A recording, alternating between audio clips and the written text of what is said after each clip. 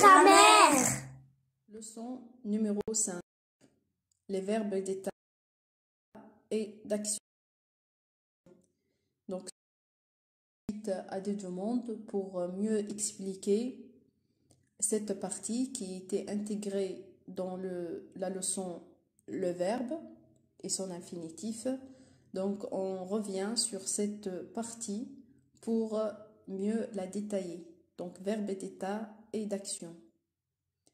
Donc, comme on a cité, le verbe exprime une action ou un état. Le verbe exprime une action ou un état. Donc, pour les verbes d'état, il y a une liste pour les verbes les plus utilisés, qui sont 8 verbes, qui sont être, devenir, paraître, sembler, demeurer, passer pour, avoir l'air et rester. Donc, ce sont les 8 verbes les plus reconnus pour les verbes d'état. Pour les verbes d'action, c'est presque le reste de tous les autres verbes qu'on n'a pas cités sur la liste. Donc, n'oubliez pas qu'il y a une liste très très importante pour les verbes d'action, puisqu'on a une liste presque très limitée pour les verbes d'état. Alors, passons maintenant à la première partie, c'est les verbes d'état.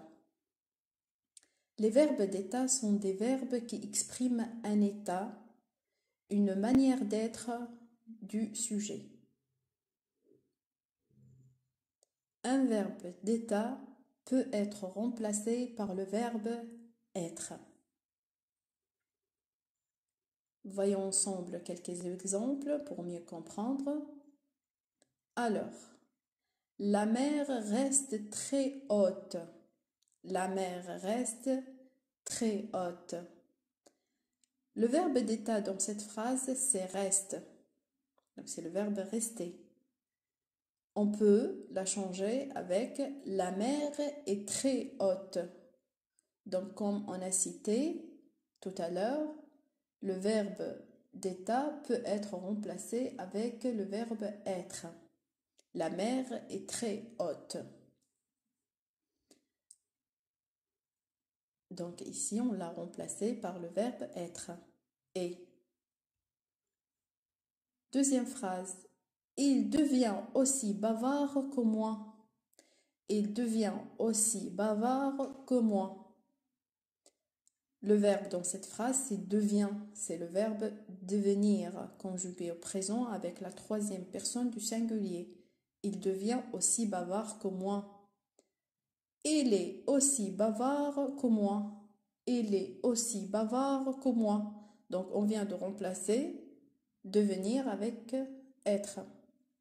Il est aussi bavard que moi.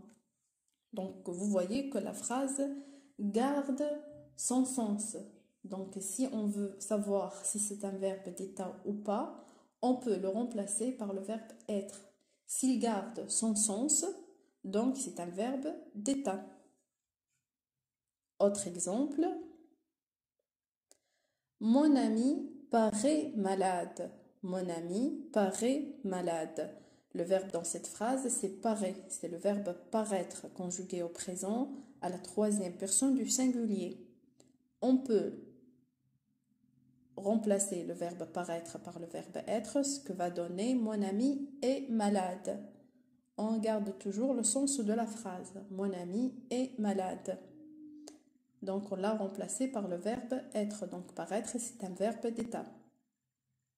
Autre exemple. Ma tante semble contente de son cadeau. Ma tante semble contente de son cadeau. Le verbe c'est semble, c'est le verbe sembler, conjugué au présent à la troisième personne du singulier. Ma tante semble contente, ça devient ma tante est contente de son cadeau. Ma tante est contente de son cadeau.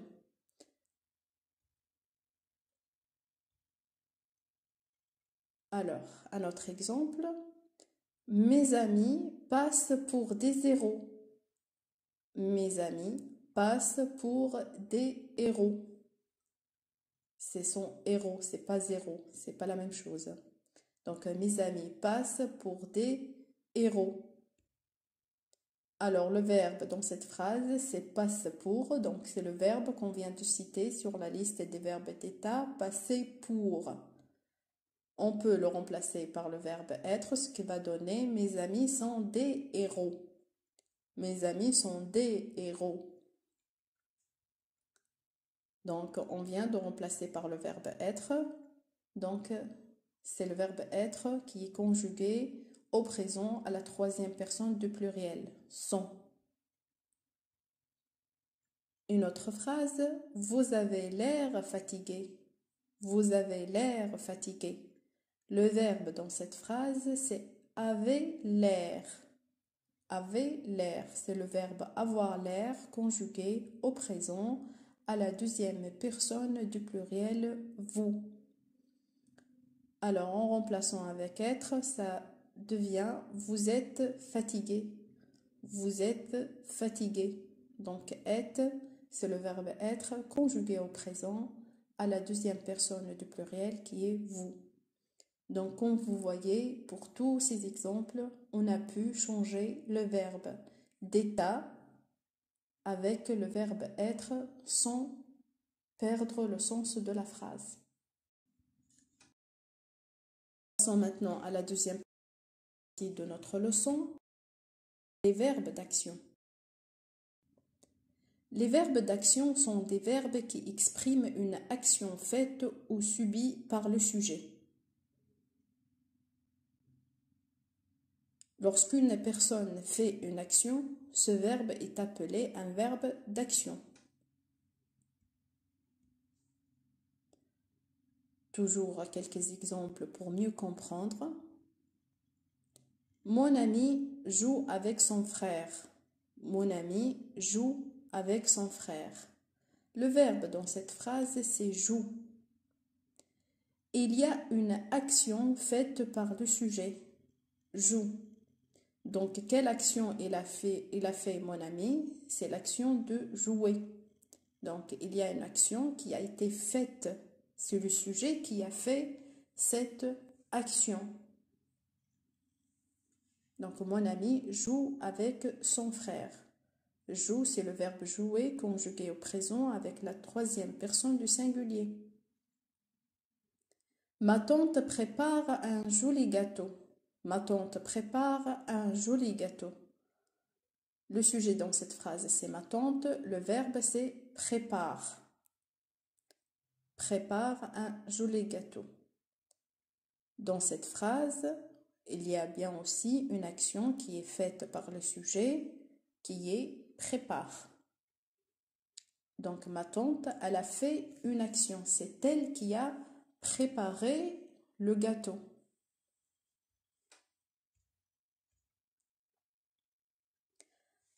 Passons maintenant à un autre exemple. L'arbre a été abattu par un orage. L'arbre a été abattu par un orage. Le verbe dans cette phrase, c'est abattu. C'est le verbe abattre. Étant donné que toute la conjugaison, c'est a été abattu. Donc, tout le verbe dans cette phrase, c'est a été abattu.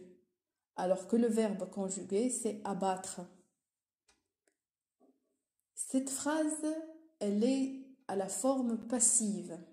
Je viens de citer dans les autres leçons, dans quelques exemples qu'on a rencontrés, que la phrase peut être sous forme active ou bien passive.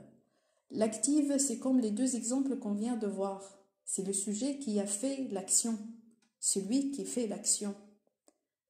Alors que dans cette phrase, on est à la forme passive, donc c'est le sujet qui subit l'action.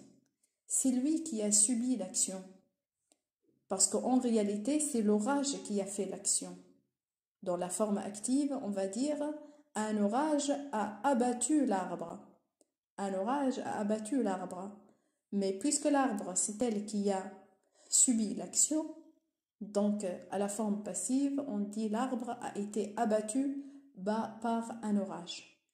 Ici, tout le verbe conjugué c'est a été abattu, le verbe c'est abattre et l'action elle a été subie par le sujet. Un autre exemple, la fleur est coloriée par mon petit frère. La fleur est coloriée par mon petit frère. Donc, tout le verbe qui est conjugué, c'est est colorié. C'est est colorié. Alors que le verbe, c'est colorier. De même, ici, le sujet vient de subir l'action. Donc, il y a une action subie par le sujet, colorier. Parce qu'à la forme active, on va dire que mon frère a colorié la fleur. Mon frère colorie la fleur. Donc ici, on est dans la forme passive. Donc c'est la fleur qui a subi l'action de coloriage. Donc on dit la fleur est coloriée par mon petit frère.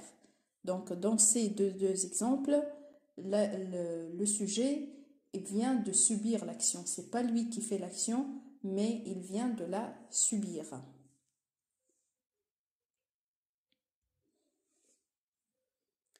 Ce qu'on doit retenir pour cette leçon. Un verbe d'action est un verbe qui exprime une action faite ou subie par le sujet. Un verbe d'état est un verbe qui exprime un état ou une manière d'être du sujet. Donc c'était bien la différence entre les deux verbes. Passons maintenant à la phase pratique. Entraîne-toi.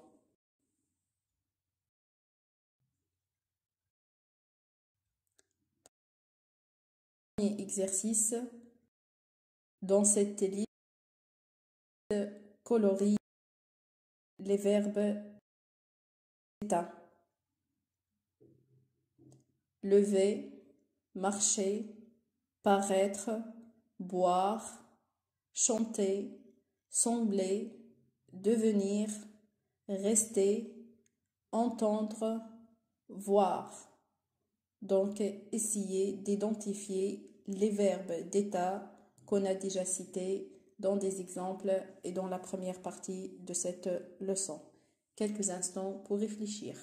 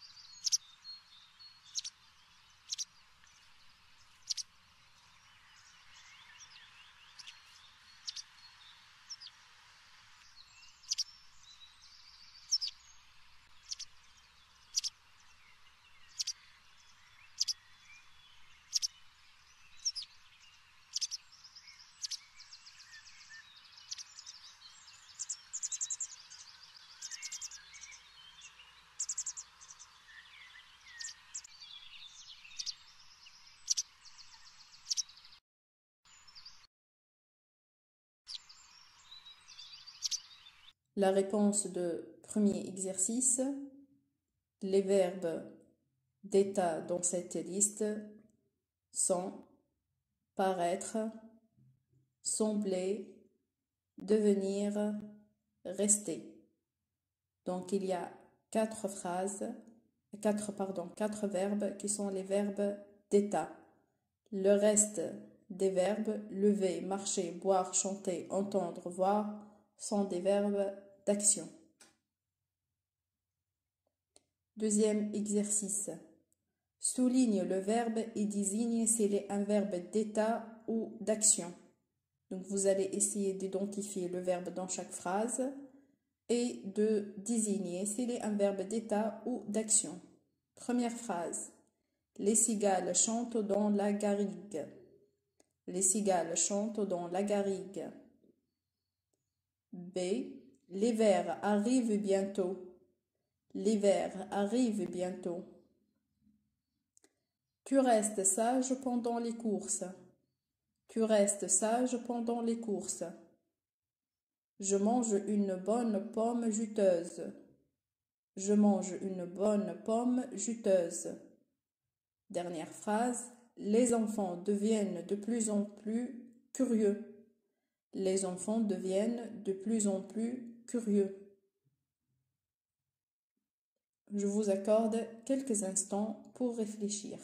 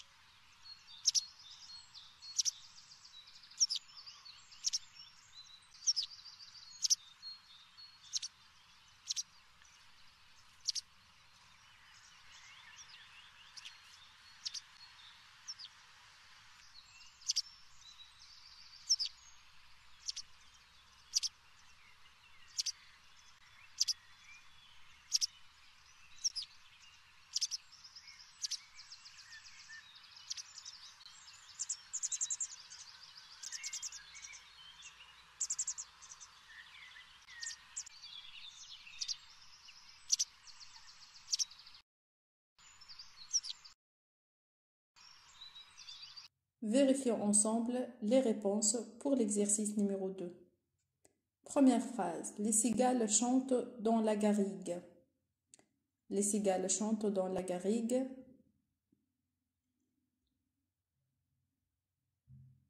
Le verbe dans cette phrase, c'est chante. Donc à souligner, chante. C'est un verbe d'action. C'est un verbe d'action. Ce sont les cigales qui font cette action. Ce sont les cigales qui chantent. Donc c'est un verbe d'action et le sujet dans cet verbe, celui qui fait l'action. L'hiver arrive bientôt. L'hiver arrive bientôt. Dans cette phrase, le verbe c'est arrive. Arrive. C'est le verbe arriver conjugué au présent avec la troisième personne du singulier. Donc, c'est un verbe d'action. Dans cette phrase de même, l'hiver, le sujet, c'est lui qui fait l'action, c'est lui qui arrive.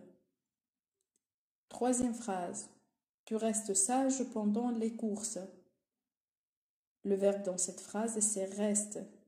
C'est le verbe rester conjugué au présent avec la deuxième personne du singulier tu.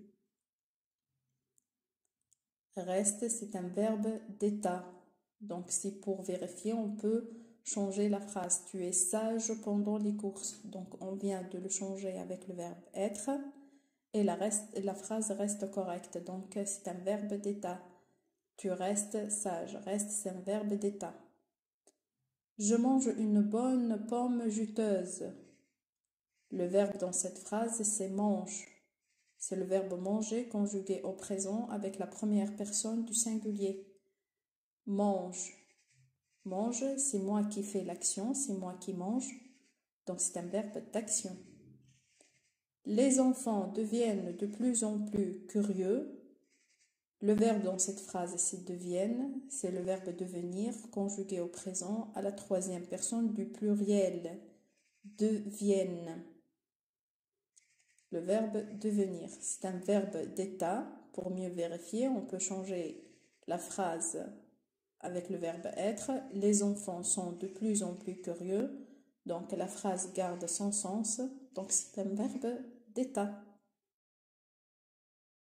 Passons maintenant à l'exercice numéro 3. Relie le verbe d'état conjugué avec son infinitif. Relie le verbe d'état conjugué avec son infinitif. Comme d'habitude, ce que je veux vous rappeler, c'est d'essayer toujours d'appliquer ces exercices. Prenez une feuille et un stylo, essayez de répondre.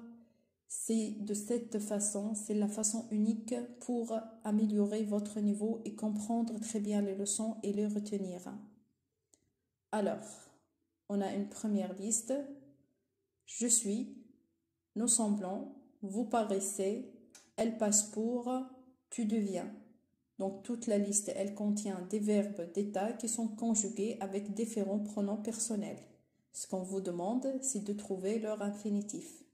La deuxième liste, devenir, passer pour, être, paraître, sembler. Je vous accorde quelques instants afin que vous puissiez répondre.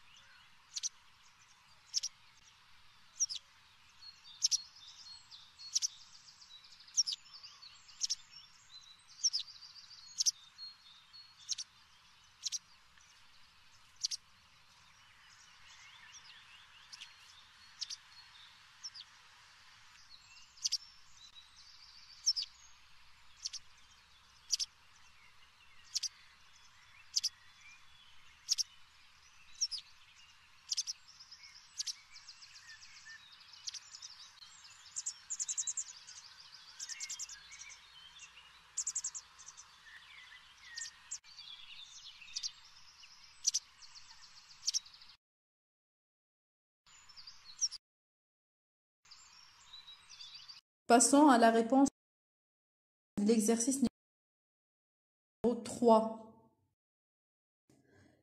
Je suis, c'est le verbe être. Nous semblons, son infinitif c'est sembler. Vous paraissez, son infinitif c'est paraître.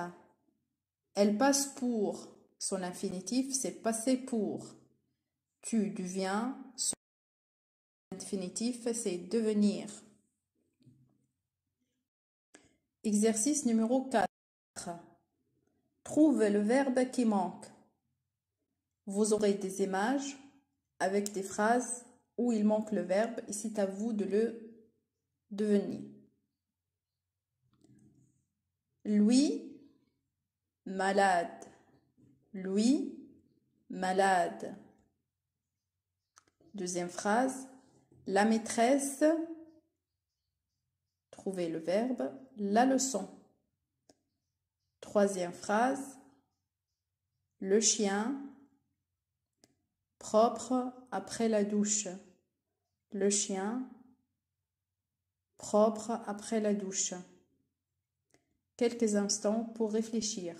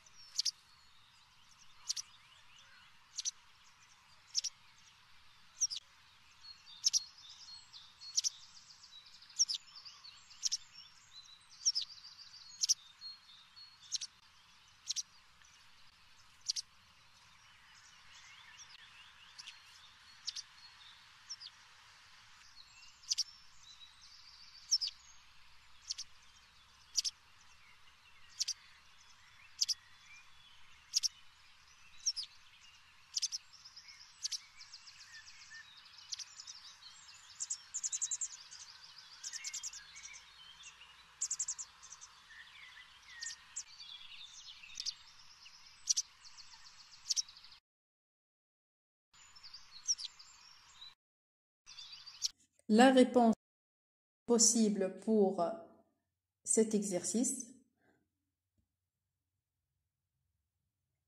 lui est malade. Lui est malade.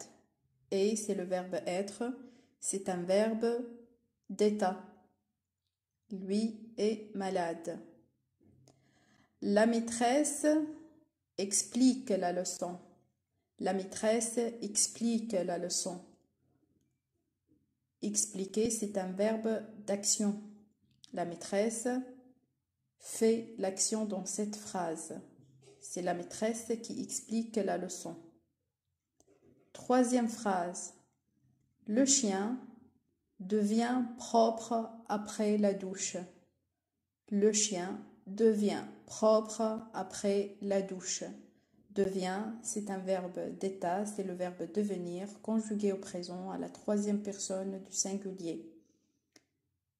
C'est un verbe d'état. Le chien devient propre après la douche. Si vous trouvez d'autres réponses possibles, et il y en a déjà, vous pouvez le noter aux commentaires. Je vous remercie pour votre attention, pour votre effort, pour répondre à toutes les questions. Bonne journée et à la prochaine leçon. Au revoir.